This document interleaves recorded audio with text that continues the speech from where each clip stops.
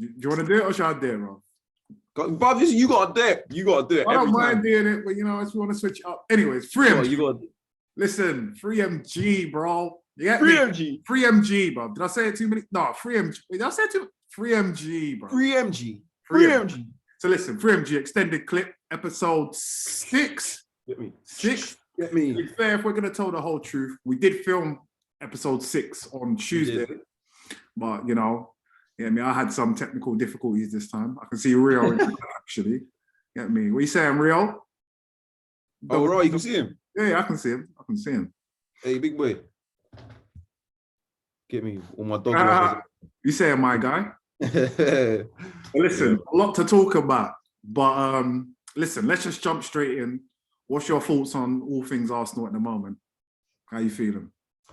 I'm not gonna lie, the other day we came on here, it was a somber episode, bro. But in 24 hours, the whole thing changed up.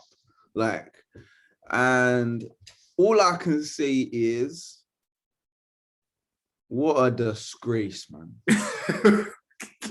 what a disgrace. Shambles, disgrace. Just every word under the sun, horrible. Blood, if you're gonna give rich people a bad name, like super rich people a bad name, that's how you do it. To be fair, it doesn't take much to give. It doesn't take much to give a bad name, to be fair. You know what I'm saying? But the thing is that when you're talking about billionaires in the world of football, we love billionaires. Yeah. We need billionaires. We research billionaires. Like, oh, what about this billionaire? What about that billionaire? You know what I'm saying? Now it's like, fuck that billionaire, man. Fuck that billionaire. It's switched. Yeah. Now no one trusts no one. Now everyone, we all gotta have owners soon. We all need new owners. We all want new owners, sorry. Yeah. And now the new owners that are probably gonna come in for some of the clubs. Yeah. We're probably really not gonna relate to them much because of the damage that these man just did. Yeah. Do you know what though? Saying that though, I feel like with Kroenke, especially if we're going to talk about Arsenal specifically, and then obviously we'll go on to everything else. Yeah, I feel like it's always been the underbelly. The Kroenke thing has always been the underbelly, and the real ones, everyone knows, but the real ones have been vocal about it for the longest, saying basically he's just coming to cash in and cash out, and obviously he's just trying to milk us as best as he can because he doesn't really have a real cash in and cash out. Cash in and cash out. You know what I mean? He hasn't got a real kind of investment. Obviously he does, but he doesn't have a real emotional investment in the club, innit? It's not like, I don't imagine he's really checking for results like that every week, and he's not really thinking about our history and all the rest of it. It's just that he knows it's a club that, from when he initially bought it anyways, he knows it's a club that's making money and it's going to continue to make money. So it's just, for him, it was I can imagine it was an easy purchase where he can continue to do whatever he's doing in America, and Arsenal just ticks over on its own and basically generates on its own, essentially. Yeah. So the point that you make about, obviously, if he was to sell up now, another billionaire is just going to come in, and then what's to say that the cycle is just not going to continue, isn't it? It's possible. But at the end of the day, yeah, go on.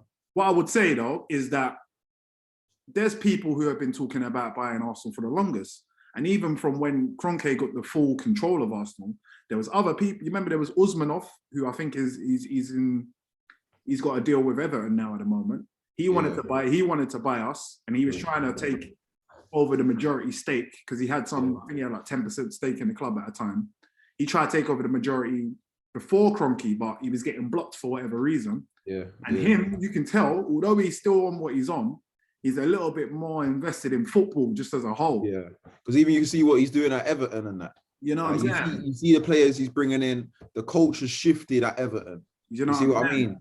They're not really looked at as a joke thing anymore, and that's been since he's come in as an owner. But what I'm trying to get at is that there is certain billionaires and there's certain people who can come in, and it can still be the investment thing.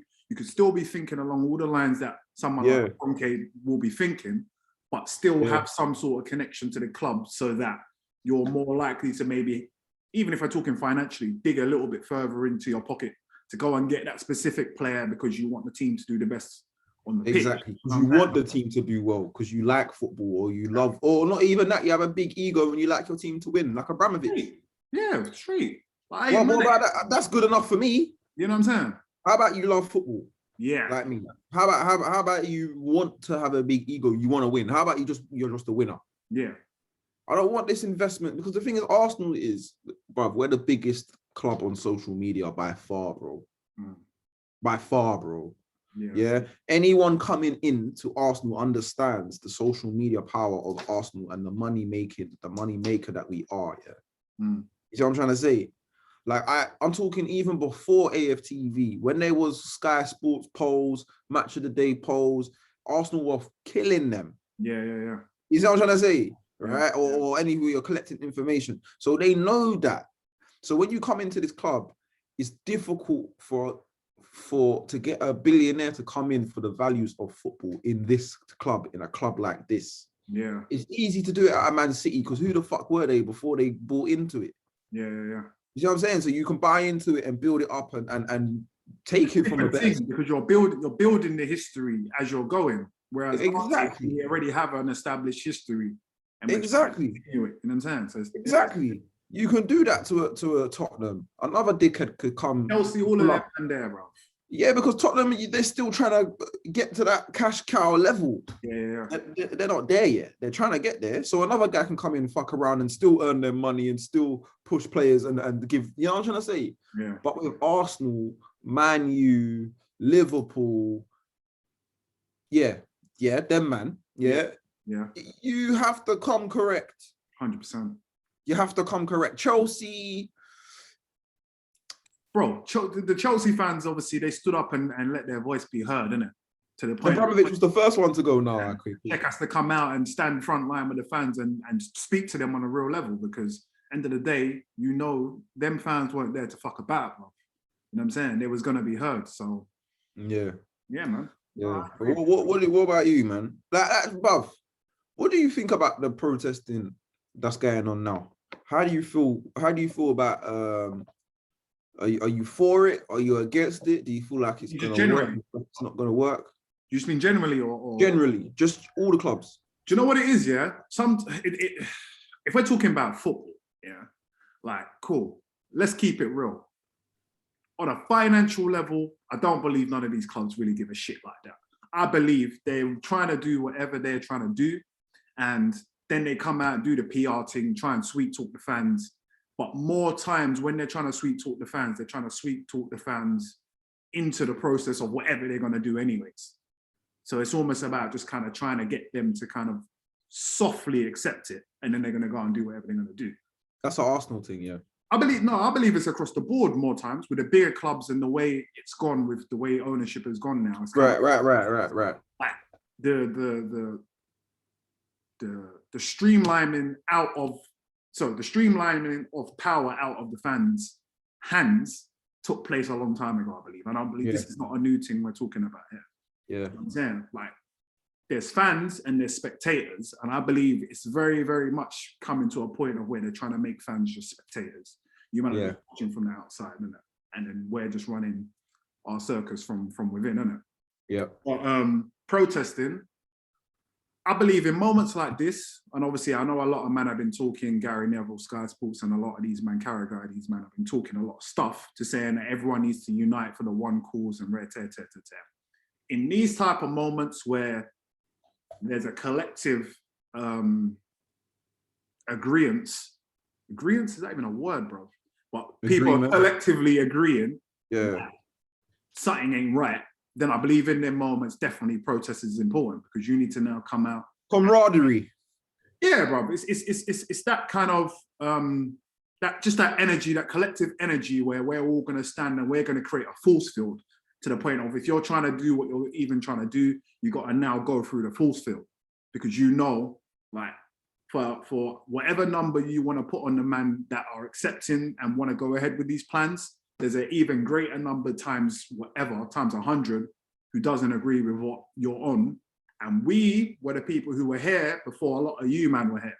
So end of the day, our voice is going to be heard.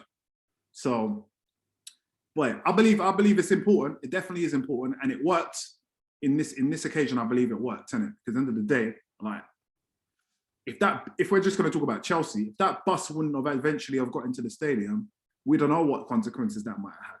Do you know what I'm saying? And just on an image, from an image side, once again, it looks shit on your club. If your fans are literally directly revolting against the club and it's letting your team bus into the stadium. You might can't even play, bro. We're never gonna let you fucking touch the pitch. So it doesn't matter about what you man are talking about. We've got real guys standing on this concrete who ain't even gonna let you into your premises. You know what I'm saying? Yeah. Different type of thing.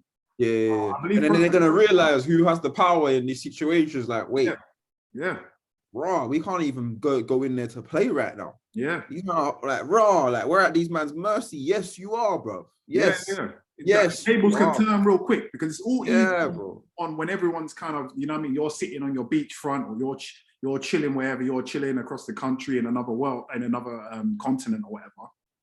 It's all good and dandy because then you can just write a little document, you write a little statement and you set it out into the atmosphere and everything crisp, everything blessed. But when it comes to now, but your stadium and your business is still in London on ground level, and man can literally post up outside of your business and the whole thing gets shut down. But this is the part that them man didn't really think about. They're not thinking, That's the thing they don't think about. But that's the reality of the situation. It's all well and good. Shit. They're going to hold up the home bus, the away bus. They're going to stop all these people from coming in, referees. Everything. Bro, it's that real. Bro, but real talk, your whole thing lock off, brother. But this is because I don't think they thought that deeply about. Obviously, we know they didn't really think that deeply about every game for the rest of the season. Home games could get locked off if fans just stand outside like we're not moving. Bro, let's keep it real. Let's keep it real. When it comes to getting shit done, you don't want to go up against football fans. No, a lot of these man, it's real. And this is what's deep, because we're going to talk about the racism issue as well. The correlation in terms of the uproar. We'll talk about that, innit? But this is why it's deep, because a lot of this kind of like, if we're talking religion and race and like people have football in their blood. People live, drink, smoke, wake up, go to sleep, brush their teeth, go to work, commute, thinking about football. Endorphins, bro. Positive. Sometimes it's the only thing of positivity it gives that person. You know what I'm saying? A lot of men are going through real shit in life, and the only thing they have is football. Around the world, third world countries. No, we're gonna take that from you and make it. You know what I'm saying? So it's a deeper one. It's a deeper one. So man. I mean, I'm happy, and I'm a little bit surprised because I didn't think it would turn around all this quickly, you know. Because it turned around very, very quickly. Blood, when they saw all the fans, I think when they saw all the fans linking up, I say that. Go on. Yeah, I was watching it with them, man, and them man were fucking talking about how they're all gonna link up, they're all gonna do this and that. All the fans were saying, "This is what we're gonna do. This is the time we're gonna protest. Everyone be there." Boom. Blood. That was on YouTube. Obviously, that it must have spread throughout Twitter before YouTube or what, because I'm not on Twitter. Yeah. So football Twitter is a mad thing, apparently. I'm not on football Twitter. You know what I'm trying to say? Well, bro, that night or the next day, there was a game shut down. Yeah. You know what I'm saying? I think it was the Chelsea game. It was the Chelsea game. Yeah. Or the Liverpool game. Liverpool game. Wait, what are you saying? Are you saying that, Arsenal fans... Not Arsenal fans. I'm saying fans in general. It's called a Big Six show. So it's 6 man from 6 teams in the Big Six. Okay. So they were all talking about this was when it happened. Yeah. When it just came out before they refused it, basically. Okay. Yeah. So they were fuming, innit? And these man were all like, "Listen, we need to all get together. We need to all get the fans, or boom, boom, boom, boom. We need to go shut this thing down." Twitter's, you know what I mean? But they got the information from Twitter. They blew it to YouTube, blew it up. But that show, they had double the amount of people listening. So that's what I'm saying. The effect. Yeah. Yeah. You see what I'm saying? This is what I'm saying. It rippled in 24 hours, brother. Fam, from the minute that information leaked out, whatever o'clock on that Sunday, bloods were boiling. People, bottles were flying. You know what I'm saying? 70-year-olds and that coming and saying, "What? Today's the day I create a social media account because I need to be heard today." It's running this way. But I respected it, man, because you know what? At the end of the day, the only way it would work is if fans came together. blood, if it was one of them ones, if Chelsea were like, yo, Arsenal fans, yeah, we've held up some of the games, they're bringing more police. Arsenal and Tottenham fans and West Ham fans, calm down. Yeah. Everyone comes down. Now you got 100,000, 150,000. It was always going to be outnumbered. Bro, now you're calling up other fans like, yeah, come down. It's us against them. Yeah, we're coming. Boom. Now imagine all Big Six owners are gone. Bro, listen. Imagine this, because what? Ed Woodward from Man United left. Obviously, he dipped. He resigned before they went for his neck, because they already know where my man lives. We already we've seen that in the past. They know where he lives. So he left. But what I'm noticing is there seems to be a lot of. So, for example, I saw today, Arteta came out and said that the Kroenkes had filtered down messages to apologise to him and apologise to the team for what had happened. Filtered down messages. Yeah, obviously he said that. Obviously he talked to them directly and directly sent them a message, but I don't believe that, because straight away when they asked him, so have you spoken to the Kroenkes? They said, yeah. So through Vinny or through Vinay, the messages came. No, I don't believe man personally called your phone and spoke to the players like that. So it filtered down as far as I'm concerned. Yeah, but even in that, it's like that shows you the level of kind of like disrespect that's happened across all the clubs. But we're speaking about Arsenal right now, where the players and managers and coaching staff and everyone within the institution on a level of like, from let's say from a playing perspective, to the people who the club is really about, and where the interest actually lies and where the performance and everything actually lies. So really and truly, you could argue no, it's not even arguable. They are the most important part of the club. They are the assets. Yeah. And they aren't informed on what's going on. And they have current goals, they have future goals that they're working to and trying to obtain. And then you're now coming to put out a statement over. All right, pre this, it's because there's no connection. But pre this, yeah. Did you ever watch All or Nothing? No. Is that Tottenham? Oh shit! Yeah, I did actually. Sorry, I did. I watched this. Yeah, is it called All or Nothing? I think that's what it's called. Amazon. Yeah, Amazon thing. Yeah. Yeah. Did you see that clip where Levy was in the boardroom having a meeting about the direction of the club and the transfers coming up and stuff like that? Yeah. And what they needed to plan to do and playing games and what fixtures were coming up. Did you see that? Did you see that clip?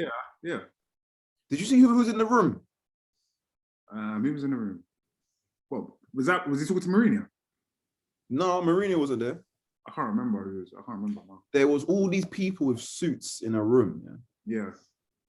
I'm looking at it, I'm thinking, where's the captain?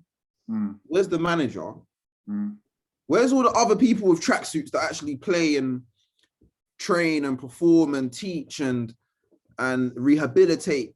Where are them, man? Because in this board meeting, you can see the clear disconnect between the staff that are doing the actual work and then the people that are doing the paperwork. You can see right with that though.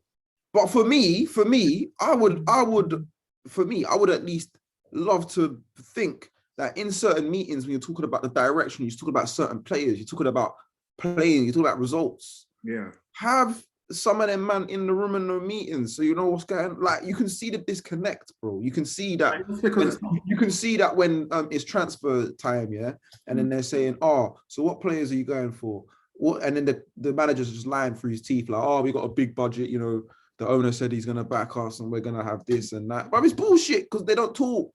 They don't communicate. It's not that they don't talk, bro. It's just that it's not a conversation. It's not that we're coming to do a discussion. I'm coming to tell you the direction that we're getting.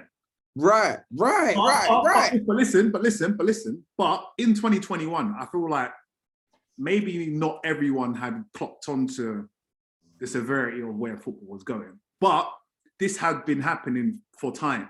I would say the whole of, let's say from 2010 to where we are now, 2021, it was happening right in front of our eyes.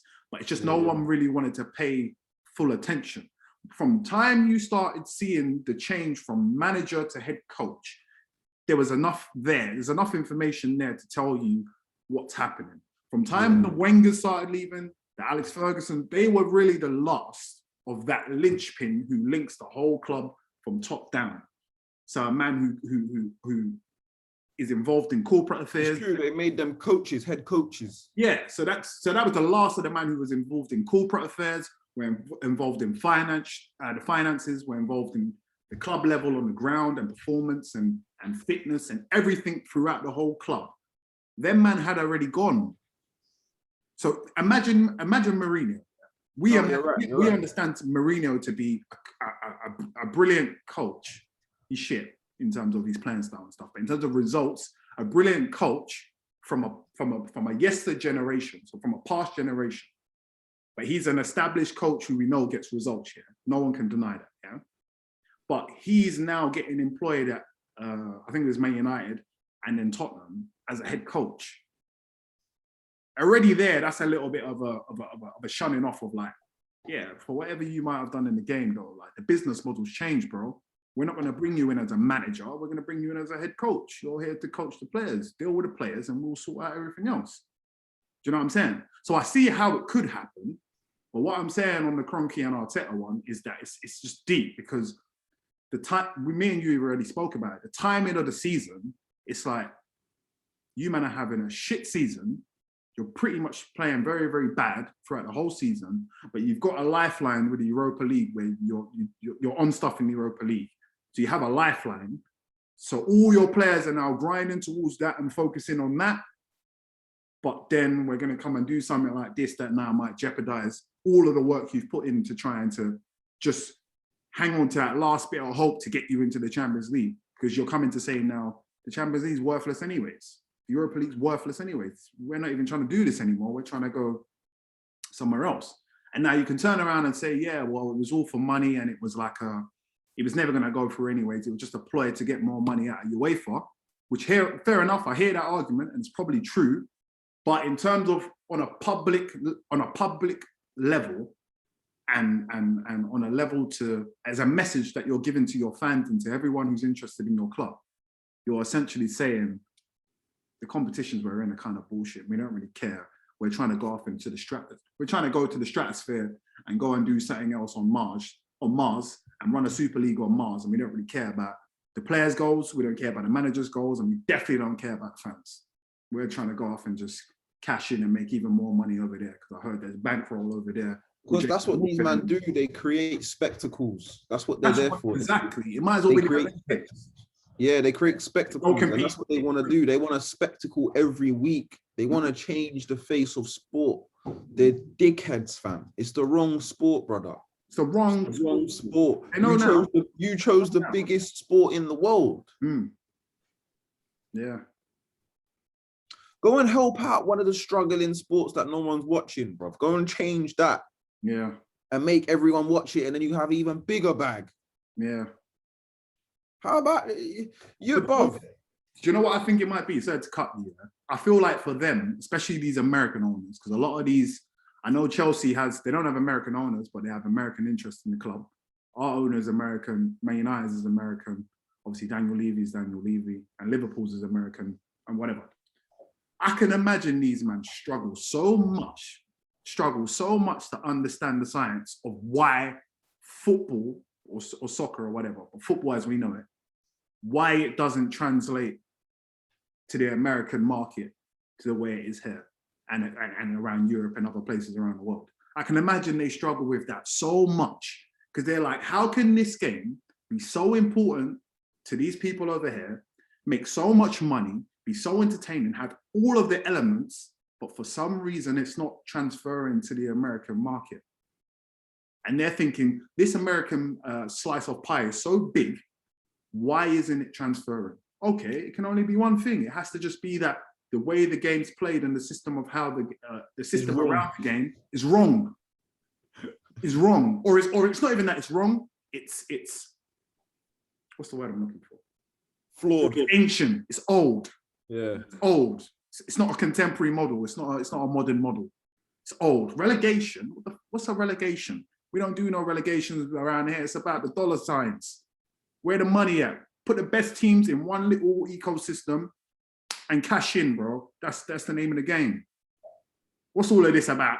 the minnow club from fucking Luton can come and beat Man United and can come and beat. What is that? No. It's like these man. It's like these Americans just. It's like, you know how we go to each other's yards and we bring all the man them and we have football FIFA tournaments. Yeah, that's what it's like. What they do in America, brother. They just own all these teams, and it's just like for their own banter. It's just it's like exactly. have a FIFA tournament. Yeah. You know what I mean? Yeah. That's how they run their sport. Like it's like, oh, it's all right. Everyone's done a round. Oh, who won? Me. Oh, okay. Let's play again. You know what I mean? And let's play again. Let's play until infinity and beyond, bro. No one else is gonna come up, come down. No new teams. No fight. No, you know what I mean? When your season's done, it's done.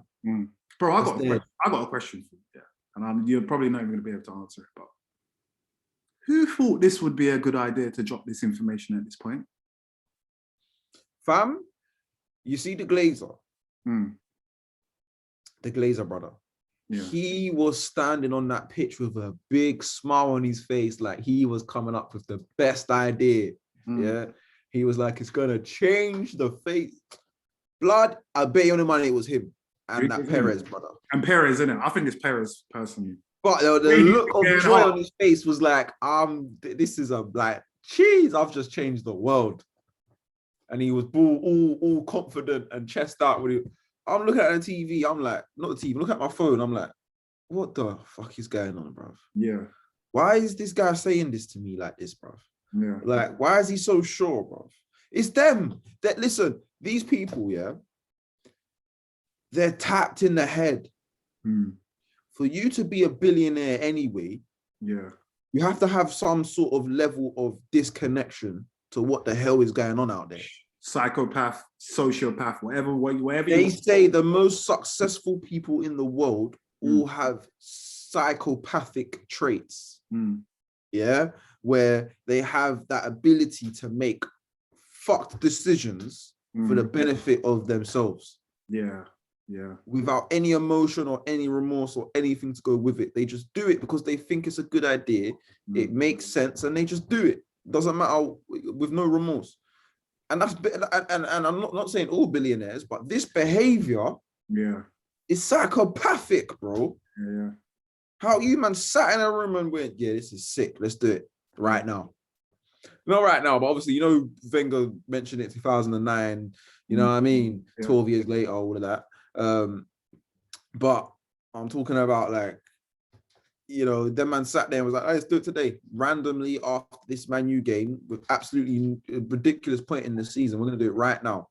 And we don't even know when it's going to start, but we're letting you know now, and then we'll start it in a couple of weeks maybe, but we'll let you know. It made no sense, bro. It's just bold, bro. It's real bold. Man, bro. To think, do you know what that takes? That takes some fucking big balls, bro. Because I don't know how they thought they was going to pull this off. But then bro. It's always like, maybe they always knew they weren't going to pull this off, innit? And they got what they wanted, whatever that was, innit? Because this ain't, you know what I mean? Like FIFA and UEFA, these men aren't clean, man. These men are the dirtiest motherfuckers in the game, same way, innit? But what I do know is, regardless of whatever's whatever, I love the Champions League. I love the Champions League. And you can't just come and try and take that away at our women and just say, cool, now we're on to something else. I ain't fucking hearing that. You know what I'm saying? You have to make me care about it first. Your theme tune has to live up to that theme tune. And I'm hearing that beforehand. We ain't going for it. Exactly. You got to condition me into that new thing, but don't just say we're starting this couple weeks this Champions League thing, keep it because I want to get back in it and I want to win it one day. You understand what I'm saying? That's what I want. And if you man want to do a spin-off from that, cool, do your thing. But don't hijack the whole thing. If you like you see how they did Europa League? Fine. But even the Europa League, though. Yeah, they just slipped in Europa League, how they just slipped it in. Nah, but Europa League's same way. It's UEFA Cup. It's just a rebrand. This ain't a rebrand. This is coming with a new thing, new trophy. You know what I mean? So, true. But man.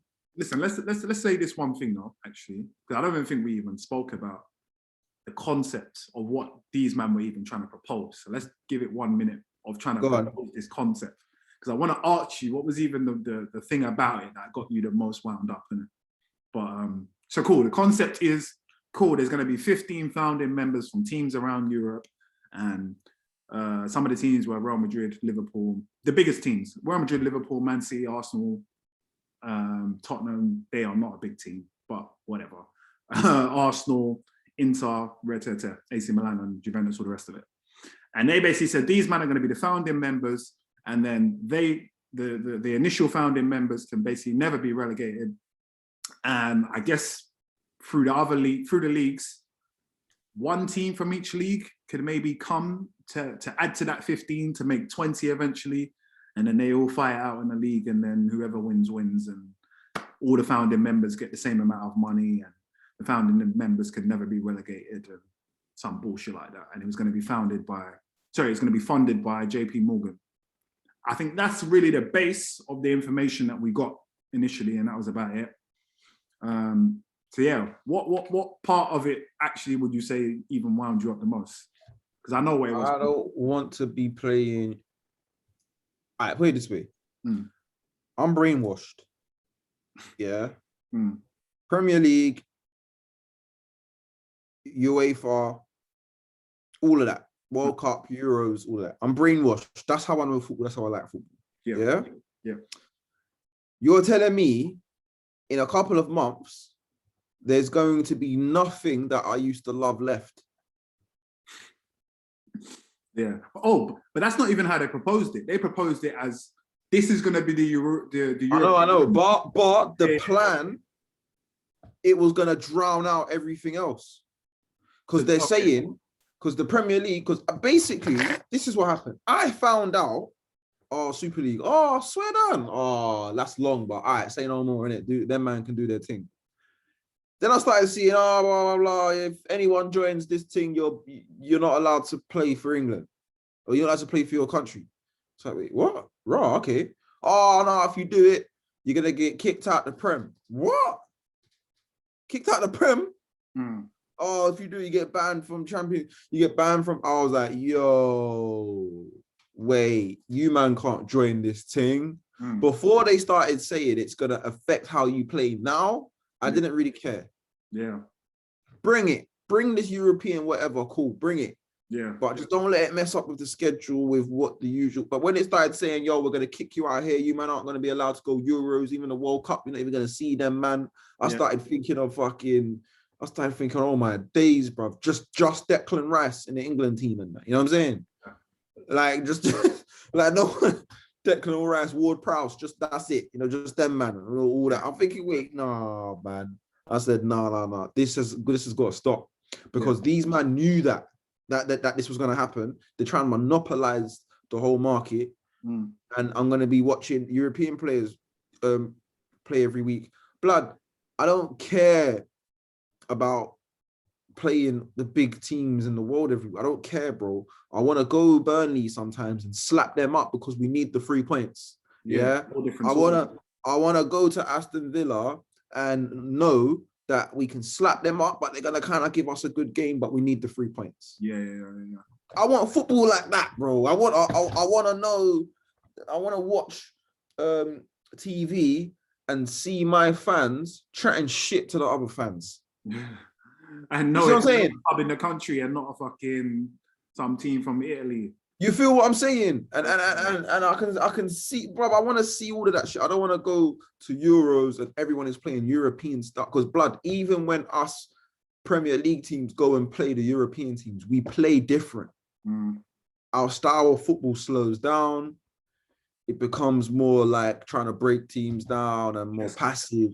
You see what I'm saying? When it's Premier League, it's sped up, it's more aggressive. It's a different style, bro. That's why one time, you know what I'm saying? That's why I love the variety of the football. If you're telling me we're just going to be playing European style football all day, bro, that's like basically us watching, what's the Italian league called? Serie A. Yeah, Serie A. That's like us watching Serie A every week. French, it's dead. Come on, man.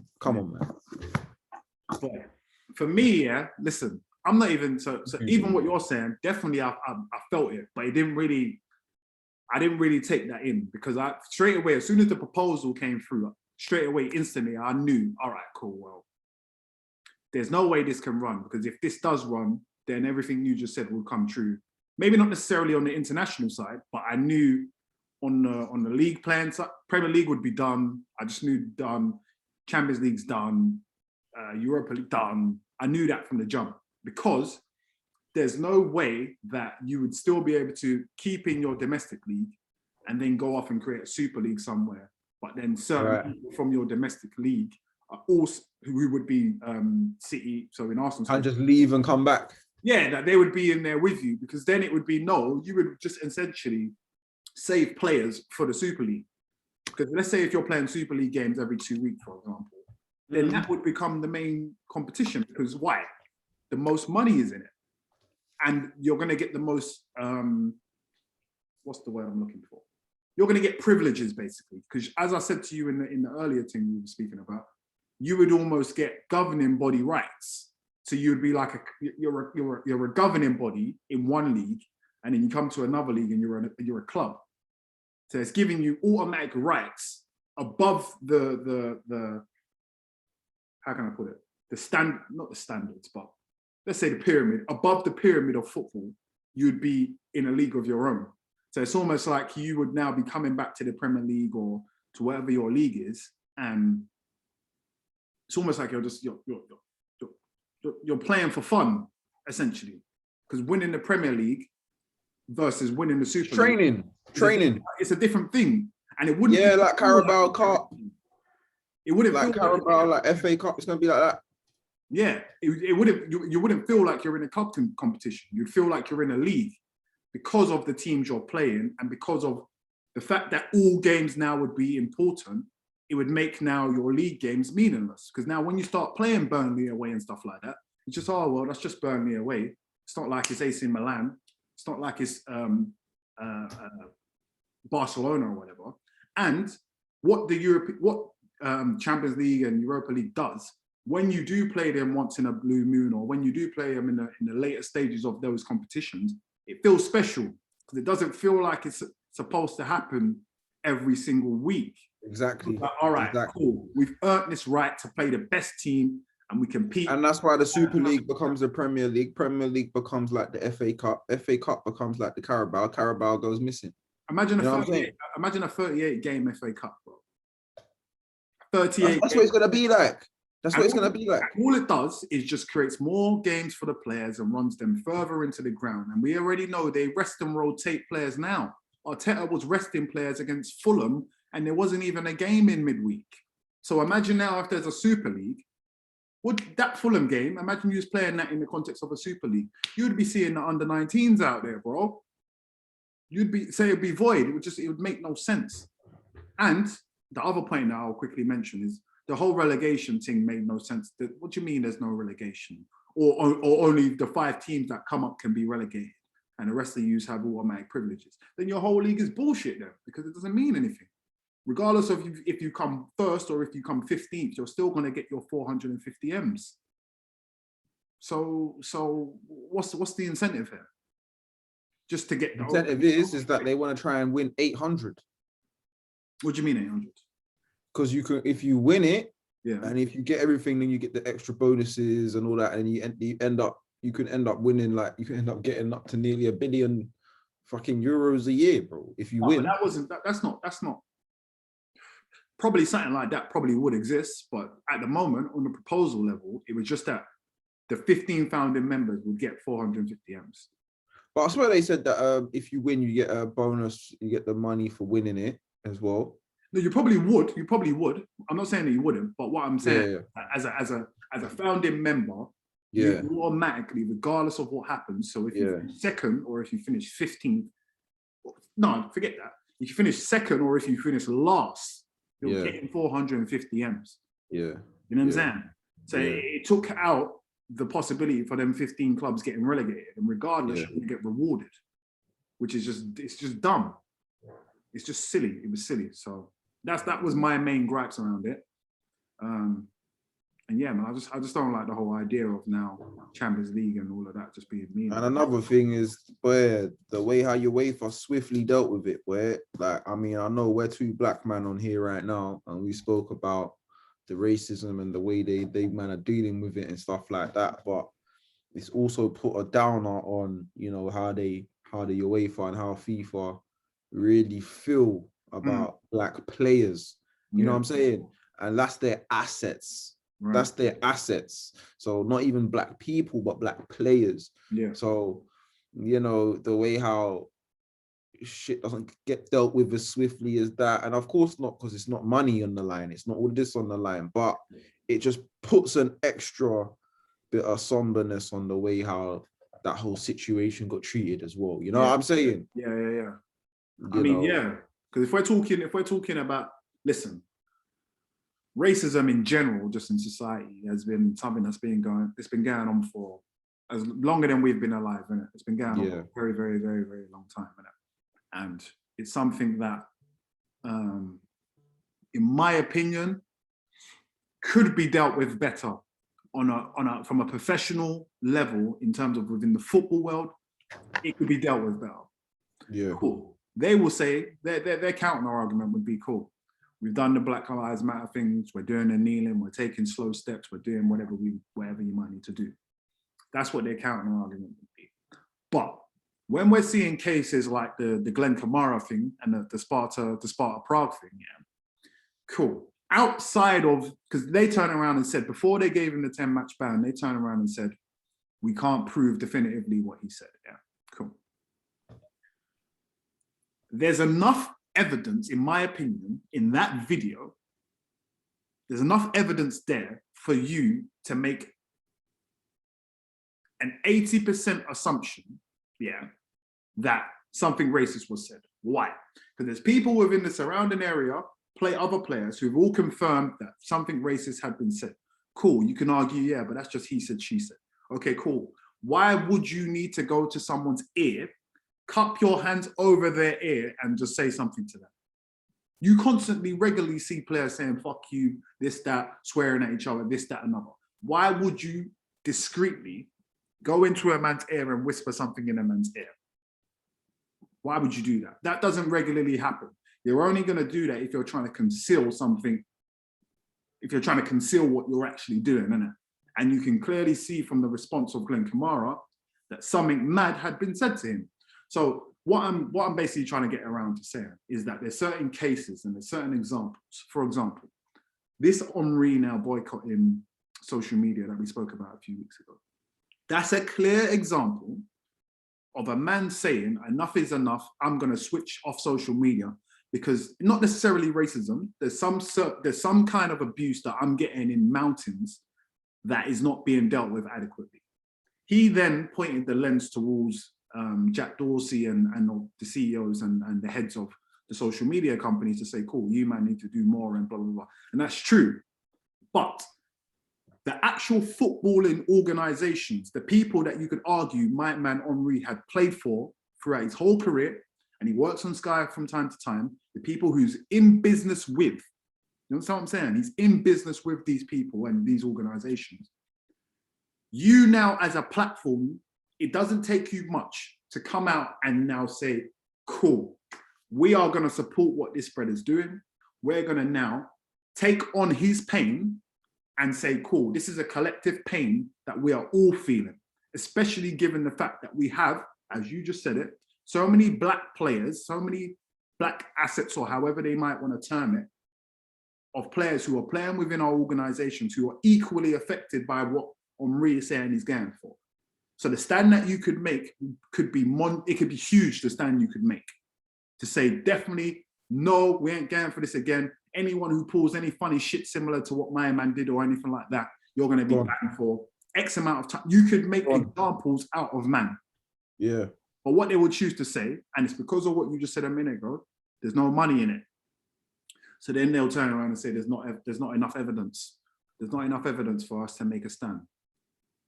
There's not enough information. There's not enough prior history. There's not enough blah, blah, blah for us to make a stand. Even though we can all evidently see directly in our faces the magnitude and the issues and the problems and the constant abuse that players are getting, whether it's on the TV, whether it's on social media, whether it's in their, wherever it is very, very clear. And I feel like black people or black players didn't start talking up about this yesterday. You know what I'm saying? This is something we've been talking about well, I say we, but this is something that they've been talking about for such a long amount of time. And for the steps to not have been made, and the examples of certain players and certain examples, and certain institutes who are doing racist behaviors and doing things in ways that are just improper, let's just say improper, for the fact that examples aren't being made of them, it can only come down to money. And it's only because it's not hurting your pocket and you're not seeing it as something that's disrupting or bringing negative influence to your brand. Exactly. Because if you did, you would stand and you would make examples of that, man. You could have easily have said to my man, you know what? Cool. Fuck a 10-match ban. You ain't playing for 1 year. That wouldn't even be enough. But you could easily have said, cool, well, you ain't playing for 1 year. A whole 365 days, you ain't playing no European competition. You're out. You're out. Done. Yeah. And that would set an example. You know what I'm saying? So, yeah, man, that's how I feel. You would think it's that easy, innit? But bro, you can't really follow what you just said, to be honest with you, because you said everything that needed to be said, and at the end of the day, that's what it is with your wafer. Is all it comes down to is compassion. And how can you understand something you don't care about or you want to care about? Yeah. You know, how can you react accordingly if you don't care? How? Yeah. How can you react when Ian Wright got the abuse and the guy went to court for the abuse of Ian Wright, the judge turned around and said, because you apologized to Ian Wright and Ian Wright accepted your apology, I think we've all learned something here. Yeah. And you can take away something from this, no further action, whatever. Yeah. Yeah? That's the reason why she came to that verdict and she thought it was okay, is because she didn't have an emotional connection to it. Yeah. She didn't care enough to go, no, I don't care if you apologize. What you did was wrong. Yeah. And you still need to be punished for it because that's someone that feels.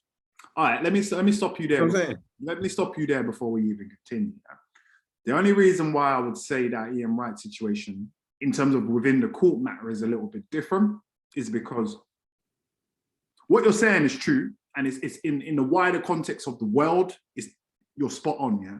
But in this, the judge actually only does have a little bit of power here, because at the end of the day, the judge can't send this guy. Sorry, the judge can't send this. I think it was a kid, isn't it? Yeah. The judge can't send this kid to jail. Yeah. And the judge can't now have influence over the sport. So the judge can't now say anything that's going to now directly influence what happens within the sport or within social media. Do you understand? But what it does is it sends a message. Yeah. For example, Derek Chauvin, whatever the fuck his name is, doesn't do nothing for football, but it sends a direct message to the world that something is happening in America, and there is some sort of minute ripple effect of change that's just dropped into the water. Now, that's powerful to other people who have similar problems going on in their entities. Because if you're trying to tell me footballers don't give a shit about Derek Chauvin, trust me, you're wrong, because worlds are connected still. And that's what I'm saying, is that compassion thing still has to happen to people like in your UEFA, and to people like in FIFA, and them man still have to, you know what I'm trying to say? It's a feeling thing. Like you have to be, I don't know, let's say for example,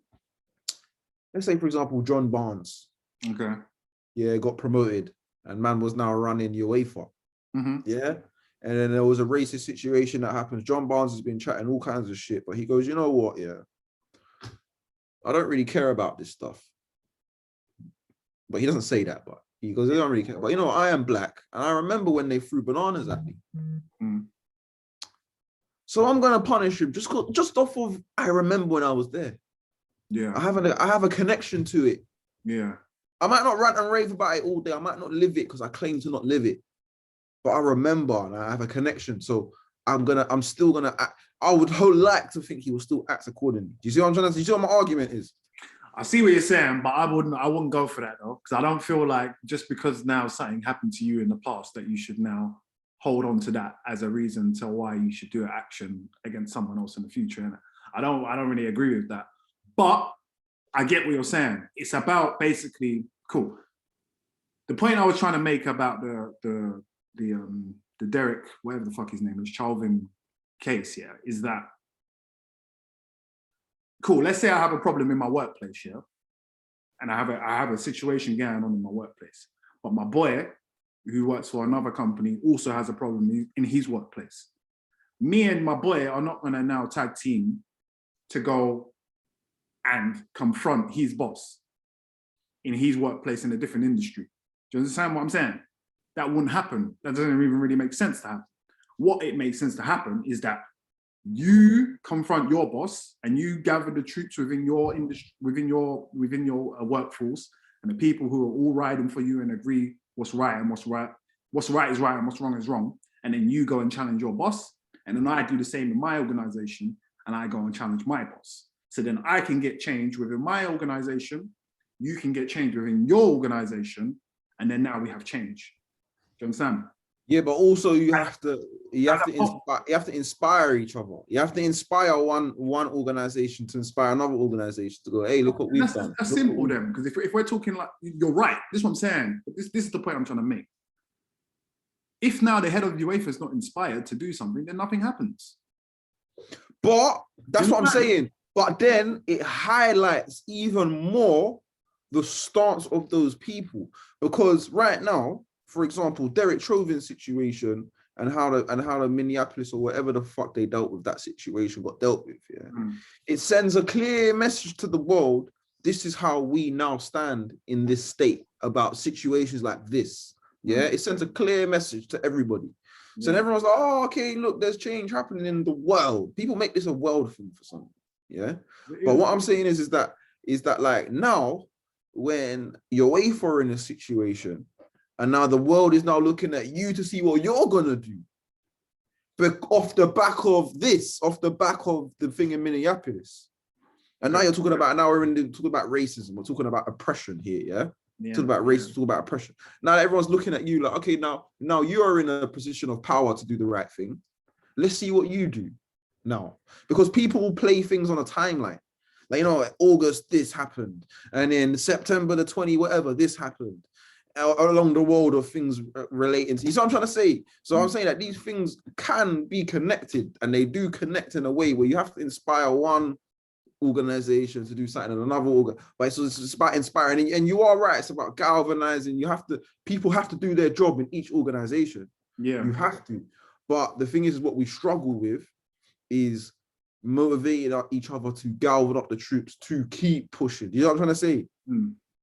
And situations like this, where everyone collectively was motivated because everyone collectively had something to fight for. Look how quickly. This is the point I'm making, though, Luke. Yeah, is that the reason why we're even talking about what we're talking about now is because of what happened within the football world. Yeah. Now the proof is in our face to show us that within the football industry, change can be done. We can gather enough truth to get us to not fuck up the game and turn it into a Super League and everything we've been talking about for the past half an hour. We can do that. So now it creates a clear kind of distinction to say, oh, we can do something. So wait, so how comes if we can do something, we aren't doing something about the bigger issue at hand, which is racism within football? Right. You understand? But it's only because it happened within the same industry that now because of all of the eyes, passion.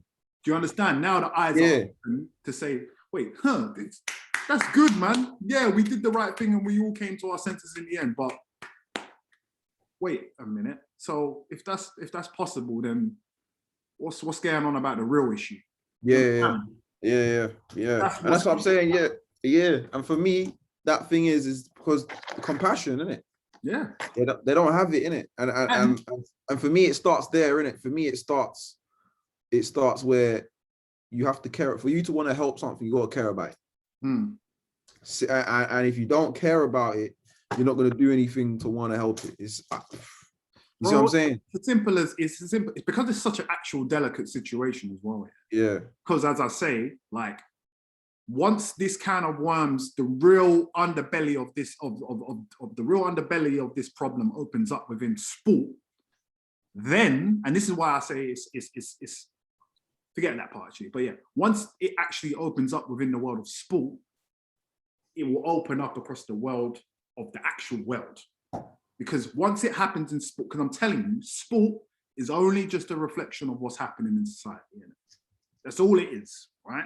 So once it happens in sports, now all of the real work within the real world and within real society will also need to follow suit. Because, as we've been speaking about, just if we're talking about just football, a lot of people are invested emotionally into football.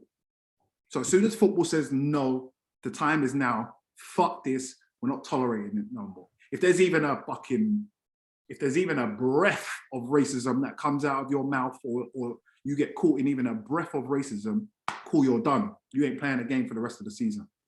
And once the real, or even make your banned indefinitely, you ain't coming back, whatever it might be. Once the real punishments start getting laid down, then it will filter out, I think, to the wider society. But sport, and especially football, has a major role to play, because a lot of the best athletes actually are Black people. So a lot of the people like young people who are growing up aspiring to be like, and who are idolizing and all the rest of it, are Black people. So you got to deep the psychology now. If your hero is a Black person who plays for Man City or whatever, and you've got his poster on your wall and rare tear now, and then now you find out that he's being racially abused on a daily, intensely, like, you as that person now, you're going to be feeling something in you, because you're going to be like, no, that's not who that person is. That guy's a hero. That guy's I'm aspiring to be like him. You understand? Yeah, you don't like what you don't know, man. So, and the comment you just mentioned about John Barnes, you're right. Like, it definitely doesn't need to be John Barnes, but it's about having the representation in the boardroom and in UEFA and in these organizations of Black representation to people like Henry or fucking Edgar Davids or Seedorf, and these men who have really been there, done it, had the trophies, had the watch, had the armband, had the punditry, all of that, have all of the credentials you might need, the rings, all of that, the fucking real all-star players of this game. Yeah, you need them in the boardroom, because these men who are pussies and who are there and like, oh, we don't know what to do, and oh, it's not fucking up the money, and you can say to them, well, shit, fuck that. This is what really needs to be done. And you can apply the pressure to them to make them make the decisions. So it's not about them necessarily. I don't care if you want to make it. It can be a PR thing for all I care. You can just say it but not mean it, and just say it and get it out, get it into the lore of the game. Have the saddest look on your face and go, oh, I'm afraid to say we have to ban the player for 2 years. It needs to be a brother with a hammer in your back, making you do it. You understand what I'm saying? So that's really what's needed, isn't it? But yeah. Put a strap to all of their heads, man. That's it. Yeah, pun intended. That's how I feel, bro. So yeah, man. Yeah. Well, on that note, man, I don't think we can go. I can say anything after that, boy, because nail on the head, fam. That's it, innit? And obviously we've seen Bamford came out and said what he said, and I rate him because he came out and said straight, like, when this is all happening, like, yeah, man, obviously we don't like what's happening with the Super League thing, and obviously it's a topic of conversation and stuff, and obviously everyone's up in an uproar, but why ain't the same being done about racism? He was the first one out the gate, as far as I know, who came out and said it, like, bro, there's a realer topic at hand here, you know what I mean? And then we started to see people coming out. Aubameyang came out and said something, and you know what I mean? There's a real topic here. Like, there's a real issue that we need to deal with. Fuck all of this money talk. We'll deal with it after. Let's deal with this. So, yeah, man, I respect it. Yeah, let's deal with the abuse first. I respect it highly. So, yeah, more work to be done. Trust me, bro. Trust me. But hey, I'm happy that we didn't end on the last podcast on that somber note, because it progressed and it ended we had a small victory. Now we just got to get these owners out and we got to sort racism out, man. Shit. That's it. Quick one though. We're gonna wrap it up, but let's quickly talk. What do you reckon? We got Everton tomorrow. How do you think that might go? Are you even thinking about the game? Like, you know what I mean? Like, I'm not even thinking about it, because to be honest with you, I was thinking about going to the protest. Yeah. So I wasn't even thinking about the actual watching the game anyway. I didn't even know who we were playing. I just knew Friday was a protest. Yeah. But I think that all I want to do is go there, play good football, defend well, and give them a good game, man. I want to see the game ticking. I want to see good energy. And I don't really care about the result, man. I just want a good game of football. Defend well. If goals fly in, but defend well. Yeah. Defend well. You know what I'm trying to say? Like, listen, I don't want any more than 1 or 2 goals flying in on our end. And then I want more flying in on the other end, however many that has to be. Yeah. But like I said, good defending, midfielder. I want the midfield flow in the game. I want the wingers attacking the fucking goal. Yeah. And I want you to just create. Yeah. Stop. You, man, are just these wingers are moving like centre midfielders sometimes. It's annoying, fam. Yeah. So keep doing. And I want the strikers to hold up the ball, link the play, and fucking shoot. Lick up the net, fam. That's all I want. Yeah. And then Europa. That's all I'm waiting for, brother. I say it. You know what I'm saying? Well, I'm gonna go off of the. I'm gonna go off that. I agree, bro. I just want to see a good performance. I don't really care for the result. As I keep saying, our Premier League's been done, and this whole Super League thing has just confirmed it's been done even more. Because I'm just like, you know what? Just fucking finish this season, bro. There's nothing to play for in the league. Nothing's happening. Europa League's the only thing that matters. I think. They might come out next week and say something else. I don't even fucking know what's going on. Yeah. I feel like justice does need to be served, even on Arsenal. As an Arsenal fan, I can even say that, but I don't think it will happen. But anyhow, yeah, man, I just want to see a good game tomorrow. I want to see same way, man, flowing football. I want to see us go for it, because obviously there's nothing to lose. What's there to pay? Hey, what's there to lose? Just go there and give a good performance, man. Let them do their thing. If it comes off, it comes off. If it doesn't, you learn, bro. Like, fuck it, innit?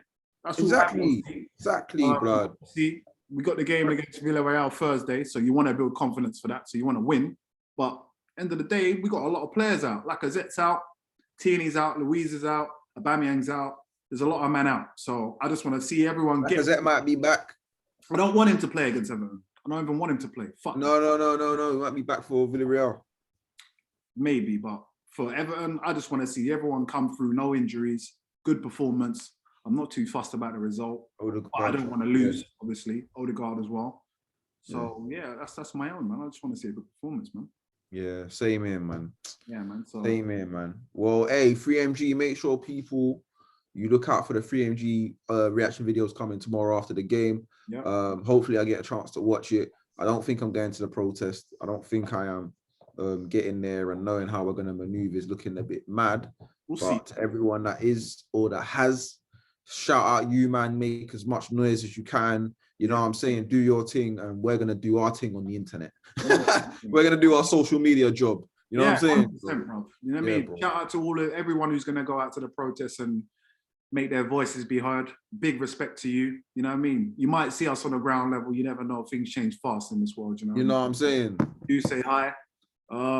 Yeah, man. That's it, bro. To be honest, just never forget drink water, young boy. And yeah, man. Extended clip 3MG. Big Luke in the house. Where can they find you? Come on, G. LJB my G. We're out, man. Wait, no, we're not out, bro. Where can what did you say? Socials, bro. Oh, the socials. Instagram. We got @LJB_fitness. Okay. You know what I'm saying? YouTube, LJB Network. You know what I'm saying? We're growing, man. We got LJB Network on Instagram as well. And yeah, man, we're growing, man. Facebook coming soon. So yeah, bro. You know what I'm saying? We're moving. Takeovers coming soon. And subscribe. We need them subscribers, man. Get them up. Come on, interact with your boys. You get them. 3MG social on YouTube. You find me on Real Water Flow on Instagram and only Instagram. I ain't really good with the social thing, but you know what I mean? In time. You get me? 3MG. No, you're getting better. I can't lie. You're getting better. I'm trying. I am trying. The 3MG, brother. I'm telling you. Yeah, come on. I've been seeing it. Come on, G. Extended clip, episode 6. 3MG. Gone. Back. In a bit.